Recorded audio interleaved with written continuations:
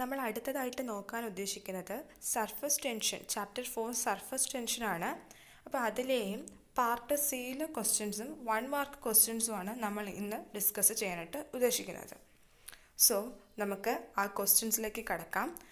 Find the force required to separate two thin circular glass plates of diameter 2 cm which have a thin layer of water of thickness 1 micrometer in between them. Given the surface tension of water is 72 milliNewton per meter. So ഇത് 2019 നേരത്തെ പറഞ്ഞ അതേ question പേപ്പറിലുള്ള ക്വസ്റ്റ്യനാണ്. So നമുക്ക് അത് കാണുമ്പോൾ തന്നെ മനസ്സിലാവേണ്ട കുറച്ച് കാര്യങ്ങളുണ്ട്. നമുക്ക് കണ്ടുപിടിക്കേണ്ടത് ഫോഴ്സാണ്. അതായത് രണ്ട് തിൻ ഗ്ലാസ് പ്ലേറ്റ്സിൻ്റെ ഇടയിൽ ലിക്വിഡ് പ്ലേസ് ചെയ്താൽ ആ രണ്ട് ഗ്ലാസ് പ്ലേറ്റ്സിനെയും അതിന് ശേഷം നമ്മൾ സെപ്പറേറ്റ് ചെയ്യാൻ എത്രമാത്രം ഫോഴ്സ് കൊടുക്കണം എന്നുള്ളത് നമ്മൾ പഠിച്ചതാണ്. ആ എക്സ്പ്രഷൻ്റെ സെക്ഷന് ശേഷം പഠിച്ച കാര്യമാണ്. സോ അത് കണ്ടുപിടിക്കാനുള്ള ആ ഫോഴ്സിൻ്റെ ഫോർമുല എല്ലാവരും ഒന്ന് പഠിച്ചു വെച്ചിരിക്കണം. അപ്പം പ്രത്യേകത എന്ന് വെച്ചാൽ നമുക്ക് ഇക്വേഷൻസ് അറിയാമെങ്കിൽ ഡയറക്റ്റ് സബ്സ്റ്റിറ്റ്യൂട്ട് ചെയ്ത് ചെയ്യാൻ പറ്റുന്നതാണ്. സോ ഇക്വേഷൻ എന്താണ്? ഇക്വേഷൻ എന്താണ്? F is equal to 2πr² sigma by d എന്ന് പറയുന്നതാണ് ഇക്വേഷൻ. ഇനി നമ്മൾക്ക് എന്തൊക്കെ ഇതിൽ തന്നിട്ടുണ്ട് എന്ന് നോക്കണം. ഇപ്പോൾ തന്നിട്ടുള്ളതെന്ന് പറഞ്ഞാൽ സർക്കുലർ ഗ്ലാസ് പ്ലേറ്റ്സിൻ്റെ കാര്യം പറഞ്ഞിട്ടുണ്ട്. സോ അതിൻ്റെ ഡയമീറ്റർ തന്നിട്ടുണ്ട് 2 cm. സോ നമുക്കത് വെച്ചിട്ട് 2 cm ഡയമീറ്ററിനെ റേഡിയസ് ആക്കി മാറ്റുമ്പോൾ 1 cm എന്ന് കിട്ടും. ദെൻ അതിന് ശേഷം തന്നിട്ടുള്ളത് നമ്മുടെ thin layer of water of thickness 1 micrometer എന്ന് പറഞ്ഞിട്ടുണ്ട്. സോ ആ 1 micrometer തിക്നെസ് ഉള്ള വാട്ടർ എന്ന് പറഞ്ഞാൽ ആ ഗ്ലാസ് പ്ലേറ്റ്സിൻ്റെ ഇൻ ബിറ്റ്വീൻ ആ ഇടയ്ക്ക് വരുന്ന ഗ്യാപ്പാണ്. ദെൻ വാട്ടറിൻ്റെ സർഫസ് ടെൻഷൻ തന്നിട്ടുണ്ട് 72 milliNewton per meter എന്നാണ്. അത് നിങ്ങൾ ചിലപ്പോൾ വാട്ടറിൻ്റെ സർഫസ് ടെൻഷൻ തരത്തില്ല. അത് നിങ്ങൾ 0.072 Newton per meter ആണെന്ന് അറിഞ്ഞിരിക്കണം. ഒരു 72 mm എന്ന് പറഞ്ഞാൽ 0.072. ഇനി നമുക്ക് നോക്കാം. ഫോഴ്സ് കണ്ടുപിടിക്കണം. ഡയമീറ്റർ തന്നിട്ടുണ്ട് 2 cm. അതിൽ നിന്ന് റേഡിയസ് കണ്ടുപിടിക്കുമ്പോൾ ഡയമീറ്റർ ബൈ 2. ദെൻ തിക്നെസ് തന്നിട്ടുണ്ട് d തന്നിട്ടുണ്ട്.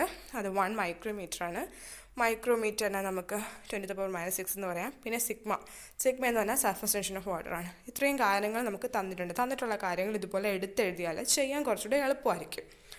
സോ ഇത്രയും കാര്യങ്ങളാണ് നമുക്ക് തന്നിട്ടുള്ളത്. ഈ വാല്യൂസ് എല്ലാം നമ്മുടെ ഇക്വേഷന് സബ്സ്റ്റിറ്റ്യൂട്ട് ചെയ്യാം. ദറ്റ് ഈസ് 2 π × r സ്ഥാനത്ത് നമ്മൾ വിലയിട്ട് കൊടുക്കുന്നു. സോ നമുക്ക് എങ്ങനെയാണെന്ന് നോക്കുമ്പോൾ നമുക്ക് അറിയാവുന്ന കാര്യങ്ങൾ ഡയമീറ്റർ തന്നിട്ടുണ്ട് 2 cm. അതിൽ നിന്ന് റേഡിയസ് കണ്ടുപിടിക്കുമ്പോൾ 1 cm എന്ന് കിട്ടും.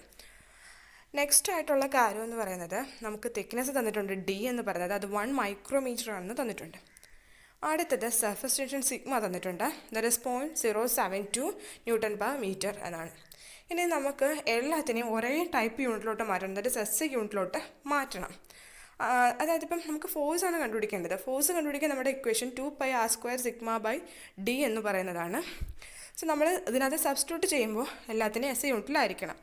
സോ 2π × r വില 1 cm ആണ്. 1 cm എന്ന് പറഞ്ഞാൽ 1 × 10⁻⁻2 the whole square വരും. 2πr² അല്ലേ.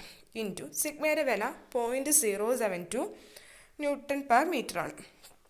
Divided by d, small letter d എന്ന് പറഞ്ഞാൽ തിക്നെസ്സാണ്. 1 micrometer എന്ന് പറഞ്ഞാൽ 1 × 10⁻⁻6.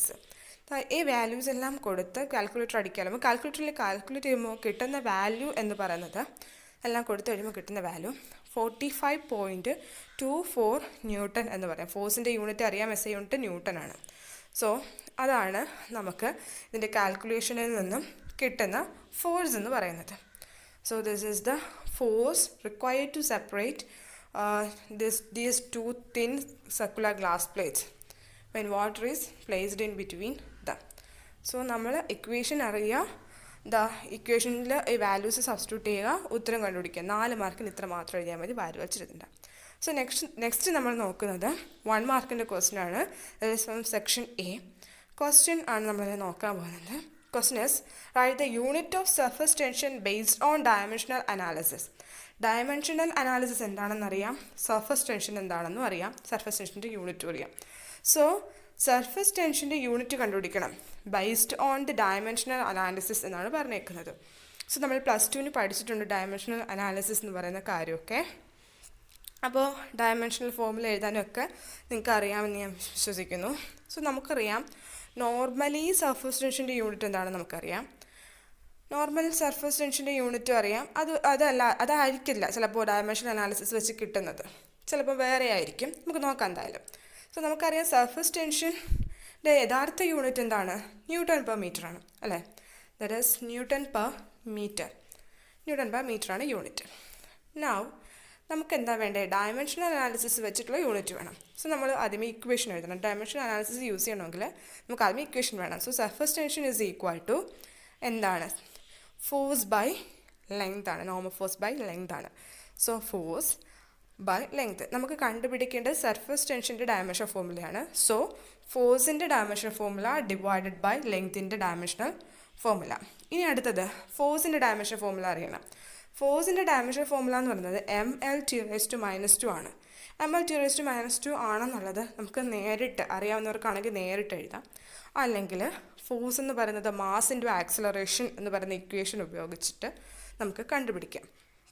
മാസ് ഇൻറ്റു ആക്സിലറേഷൻ ഉപയോഗിച്ച് കണ്ടുപിടിക്കുമ്പോൾ നമുക്കറിയാം ആക്സിലറേഷൻ്റെ ഡയമെൻഷൻ ഫോർമുല L/2 ആണെന്നും മാസിൻ്റെ ഡയമെൻഷൻ ഫോർമുല m ആണെന്നും. സോ അതുകൊണ്ടാണ് mL/2 എന്ന് പറയുന്നത് ഫോഴ്സിൻ്റെ ഡയമെൻഷൻ ഫോർമുല ആയിട്ട് മാറിയത്. സോ ആ ഡയമെൻഷൻ ഫോർമുല നമുക്ക് കൊടുക്കാം. ഡിവൈഡ് ബൈ ലെങ്തിൻ്റെ ഡയമെൻഷൻ ഫോർമുല നമുക്കറിയാം L ആണ്.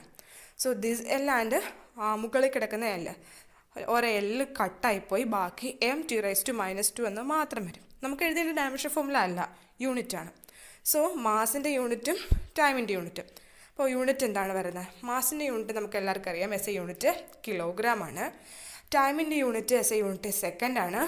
സെക്കൻഡ് (2) വേണം, ദാറ്റ് ഈസ് t⁻² ഉള്ളതുകൊണ്ട്. സോ യൂണിറ്റ് ഡയമെൻഷൻ ഫോർമുല പ്രകാരം എന്താ? കിലോഗ്രാം സെക്കൻഡ് (2) എന്ന് നമുക്ക് കിട്ടി. ഇതാണ് നമ്മുടെ സർഫസ് ടെൻഷൻ്റെ unit based on dimensional analysis എന്ന് പറയുന്നത്. സോ ഇതിനകത്ത് 1 മാർക്കിന് ഇനി ഒരു ക്വസ്റ്റ്യനും കൂടിയാണ് ഉള്ളത്. ക്വസ്റ്റ്യൻ എന്ന് പറഞ്ഞാൽ നമ്മൾ സർഫസ് ടെൻഷൻ്റെ പാഠത്തിലുള്ളതാണ് Jaeger's method. So what is the principle of Jaeger's method എന്നുള്ളതാണ് നമ്മുടെ ക്വസ്റ്റ്യൻ എന്ന് പറയുന്നത്.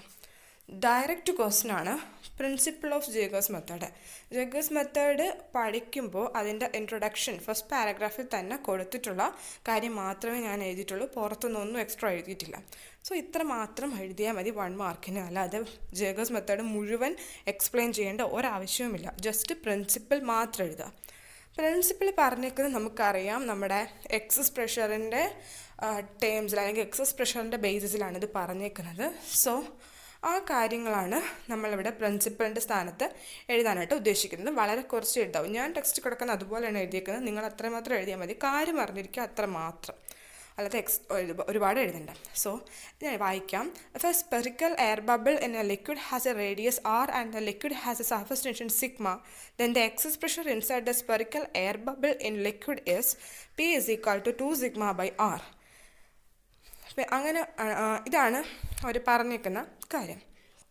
സോ ഇത് നമ്മൾ മനസ്സിലാക്കേണ്ട കാര്യമെന്ന് വെച്ചാൽ നമുക്ക് നമ്മുടെ ഓൺ സെൻറ്റൻസിൽ എഴുതാം.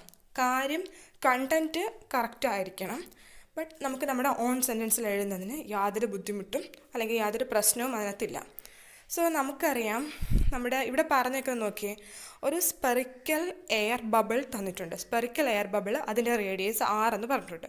ആ സ്പെറിക്കൽ എയർ ബബിളിൻ്റെ പ്രത്യേകത, ആ സ്പെറിക്കൽ എയർ ബബിൾ നിൽക്കുന്നത് ഒരു ലിക്വിഡിന് അകത്താണ് എന്ന് പറഞ്ഞിട്ടുണ്ട്. സോ ഒരു ലിക്വിഡിനകത്തൊരു സ്പെറിക്കൽ എയർ ബബിൾ നിൽക്കുന്നു എങ്കിൽ അതിൻ്റെ പ്രത്യേകത അതിന് എത്ര സർഫസ് വേണം? ലിക്വിഡിനകത്താണ്. അപ്പോൾ അകത്ത് എയർ ബബിൾ. സോ എയർ ബബിളിൻ്റെ അകത്തുള്ള സർഫസ് മാത്രമേ ഉള്ളൂ, പുറത്ത് ലിക്വിഡ് ആയതുകൊണ്ട് അവിടെ സർഫസ് ഇല്ല. സോ അവിടുത്തെ എക്സസ് പ്രഷർ എന്ന് പറയുന്നത് 2 sigma by r ആയിരിക്കും. ഇൻ കേസ് ഇപ്പോൾ അങ്ങനെ അല്ല, 2 സർഫസ് ഉണ്ടെങ്കിൽ നമുക്കറിയാം 4 sigma by r എന്നുള്ളൊരു ഇക്വേഷനാണ് കിട്ടുന്നത്. സോ ഇവിടെ ലിക്വിഡിനകത്തുള്ള എയർ ബബിൾ ആയതുകൊണ്ടാണ് എക്സസ് പ്രഷർ P എന്ന് പറയുന്നത് 2 sigma by r എന്ന് കിട്ടിയത്. സിഗ്മ എന്ന് പറയുന്നത് surface tension of the liquid, ആ എയർ ബബിളിൻ്റെ വെളിയിൽ കാണുന്ന ആ ലിക്വിഡിൻ്റെ സർഫസ് ടെൻഷനാണ് സിഗ്മ. സോ നമ്മുടെ എക്സസ് പ്രഷറിൻ്റെ സെക്ഷനിൽ പഠിച്ച സെയിം കാര്യം തന്നെയാണ് P is equal to 2 sigma by r എന്ന് പറയുന്നത്. 2 കോൺസ്റ്റൻ്റ് ആണ്, സിഗ്മ കോൺസ്റ്റൻ്റ് ആണ്. ബാക്കി ആര് വരും? P proportional to 1 by r എന്ന് വരും. So P proportional to 1 by r അല്ലെങ്കിൽ P is inversely proportional to r എന്ന് പറയാം. അതായത് ഒന്ന് കൂടുമ്പോൾ മറ്റത് കുറയും. സോ റേഡിയസ് കൂടിയാൽ, അതായത് റേഡിയസ് ആർക്കുള്ള റേഡിയസ് ആണ്, എയർ ബബിളിൻ്റെ റേഡിയസ് കൂടിയാൽ എക്സസ് പ്രഷർ കുറയും. ദാറ്റ് തിരിച്ചു പറഞ്ഞാലോ, നമുക്ക് മാക്സിമം പ്രഷർ എപ്പോഴാണ് കിട്ടുന്നത്? റേഡിയസ് മിനിമം ആകുമ്പോൾ. അപ്പോൾ അതാണ് അവിടുത്തെ concept. P proportional to 1/r ബേസിസിലാണ് നമ്മളിത് ചെയ്യുന്നത്. മാക്സിമം പ്രഷർ കിട്ടുന്നത് R മിനിമം ആകുമ്പോഴാണ്. സോ നമ്മൾ ജേക്കബ് മെത്തേഡ് ഉപയോഗിച്ച് എക്സസ് പ്രഷർ കണ്ടുപിടിച്ചിട്ട് അതിൽ നിന്ന് നമ്മൾ സർഫസ് ടെൻഷനെ കാൽക്കുലേറ്റ് ചെയ്യും. ഇതാണ് ചെയ്യുന്നത്. അപ്പോൾ ഇത്രയാണ് ആ പ്രിൻസിപ്പിൾ.